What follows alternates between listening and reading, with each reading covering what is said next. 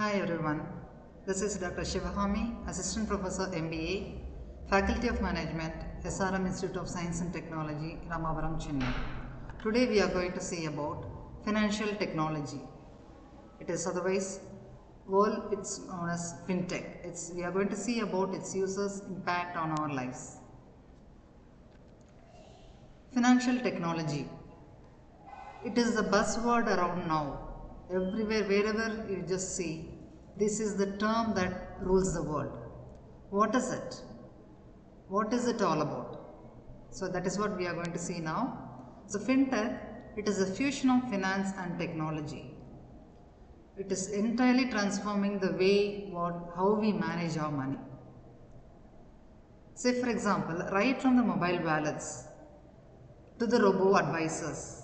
So whichever field you say, FinTech has its play.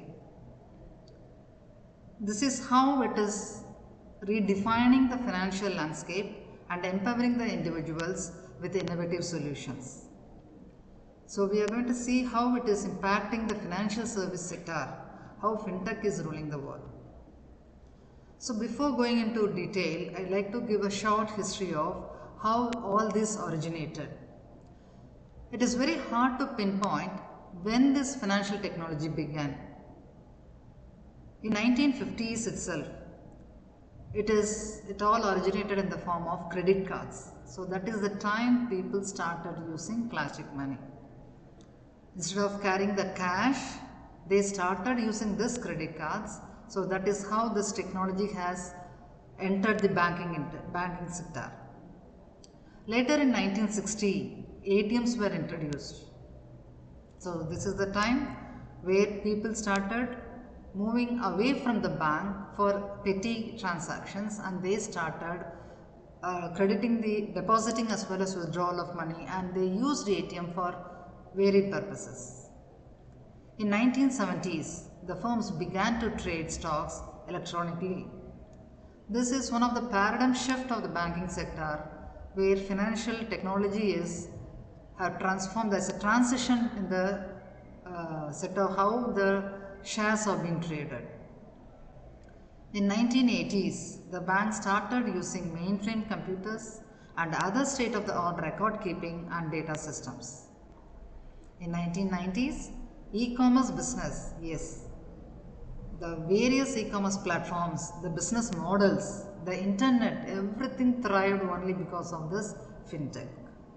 So during the course of all these 50 years, FinTech developments, innovators, they have created sophisticated treasury management, risk management, data analysis tools, and trade processing for financial services firms and institutional banks.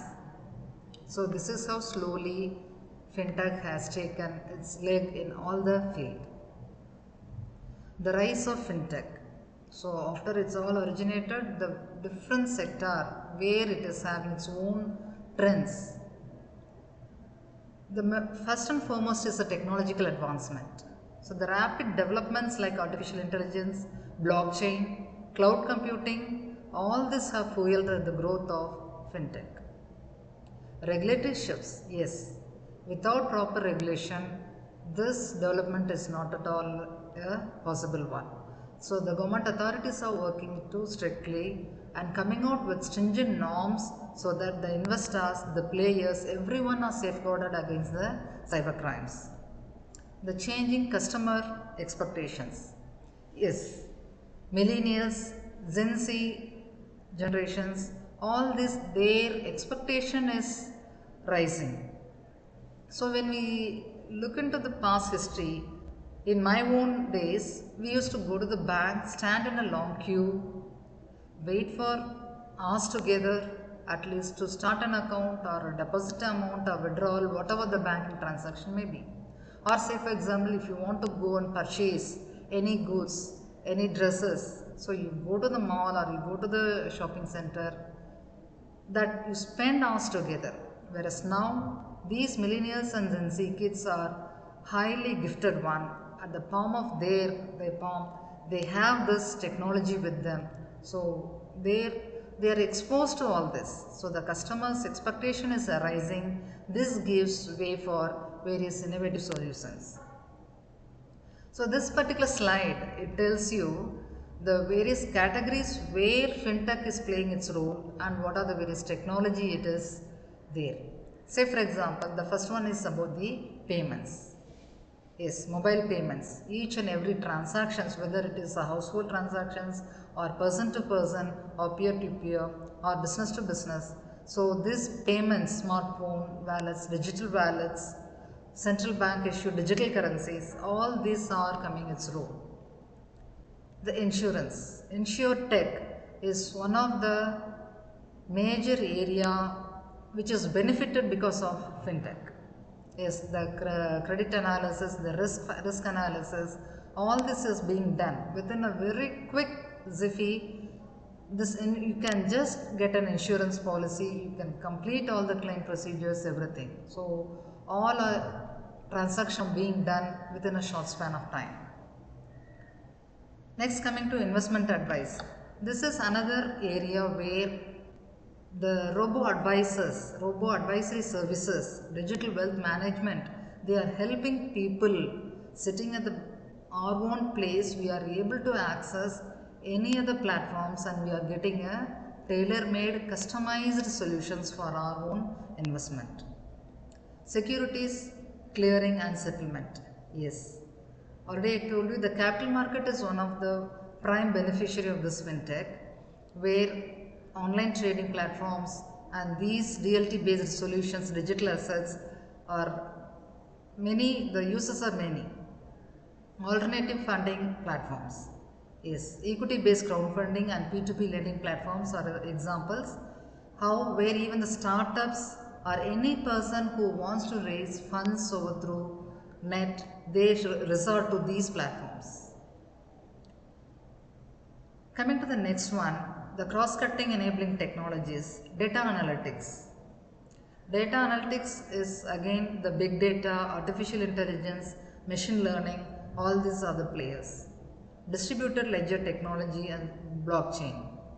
So this itself, data analytics, there's a blockchain, cyber security, like each and every category needs lots of time to discuss. Whereas now here I'm going to give you in a short span, I'm just giving an overview.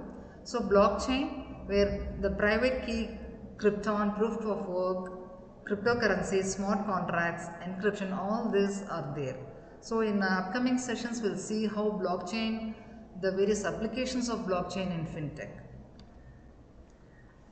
So here we'll see one by one, the digital payments and mobile wallets. Say for example, the place I have given in the slide, Apple Pay, GPay, PayPal, PhonePe, Paytm, etc. You have many players are there. So who makes your payment, your transactions very convenient, accessible anywhere, at the same time fraud prevention is also there. Okay, hassle-free transactions. Immediately you just do the transaction, tap or scan your code, immediately payment is being done. So it reaches across all the areas, whether it is you are in a metro city or in a rural or urban area or you are in the underprivileged areas. So everywhere this is possible. Peer-to-peer lending and crowdfunding platforms. Yes. Another foremost application is crowdfunding. Crowdfunding is nothing but whoever needs the amount, especially for the startups, when you want to collect lump sum amount for your investment, for your startups, you reach out to the investors across the world over internet. So for this, these crowdfunding platforms play a big role in mediating between the investors as well as the companies.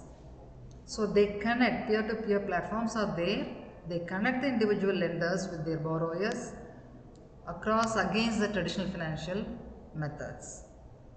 Crowdfunding platforms, they enable the entrepreneurs to raise funds from a community of supportive backers. You have a different platforms, say for example Keto, GoFundMe, Kickstarter, Fundable, Milab, all these platforms are there, wherein you display or you post your project, convince the audience, say a small history about it, why you are in need of money. So once your story is passed on. Across the world, people whoever is accessing it, they start investing in you. So this is how the people across the world are connected through these platforms. So this fintech solutions empower the individuals to take control of their financial decisions and support for the causes they believe in. The next one is the robo-advisors and automated wealth management. I think every one of us would have used this at any point of time. Nowadays, investment becomes a critical and crucial one.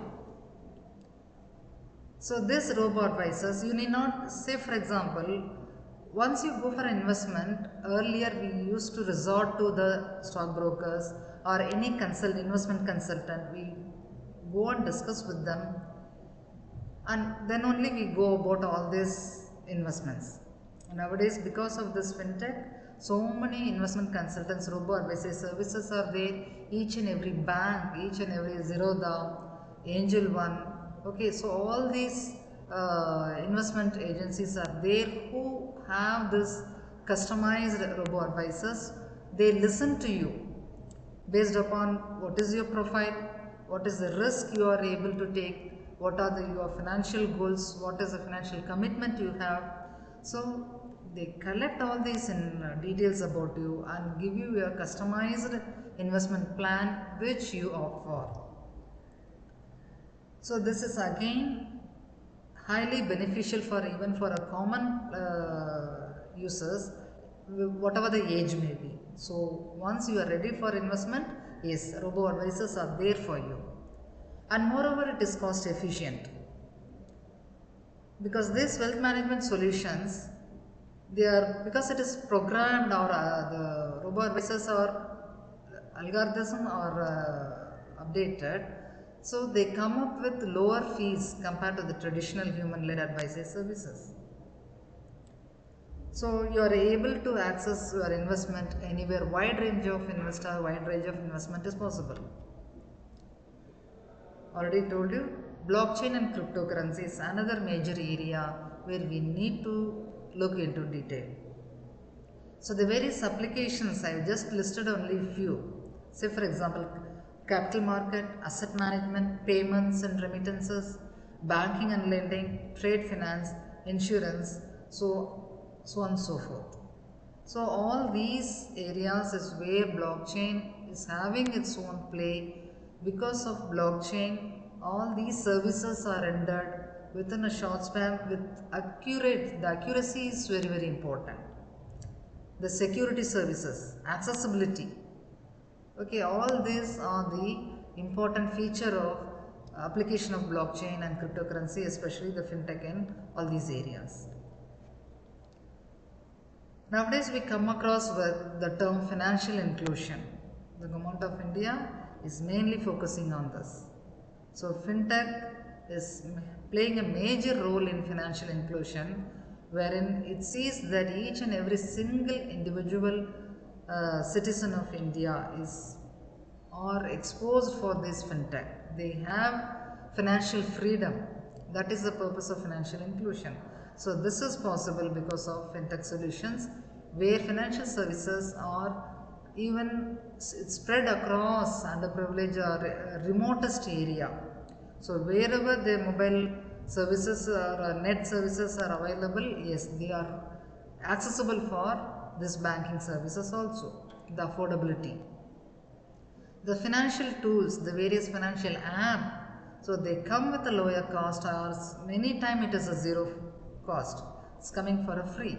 So they are able to use, and this resources are unlimited one. So this empowers the users to take control of their financial well-being.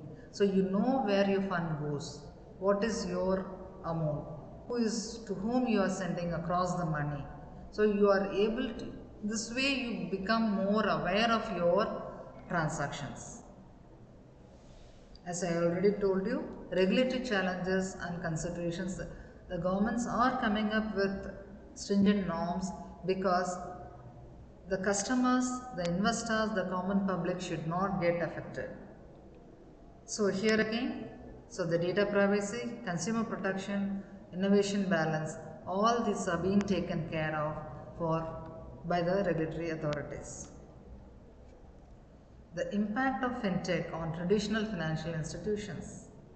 Yes, the first and foremost is the disruption. This fintech has disrupted each and every the financial industry so far. Whether the traditional financial institutions, the common banking system, the core banking, everything, it is entirely disrupted. The insurance, the investment, real estate, all the industry are being disrupted because of this fintech, and they have collaborated with forward thinking financial institutions. So fintech is leveraging the services, so innovative technologies are being brought up. So entirely the rise of fintech is driving the financial institutions and banks. It is taking a transformative digital transformations. What is going to be the future of fintech? The opportunities and implications. See, the emerging technologies, it is not emerging, already it is there. The advancement in AI, generative AI, the blockchain, quantum computing, all this are revolutionizing the financial services, because of which the financial transactions, the banking transactions, e-commerce platforms, okay, so you are able to personalize yourself, the tailor-made solutions are being possible. And of course, the final objective is financial inclusion. It's expanding access to financial services for the unreserved category. Thank you. I shall come up with the individual category. I will deal it in detail. In the upcoming sessions, we will see you back. Thank you.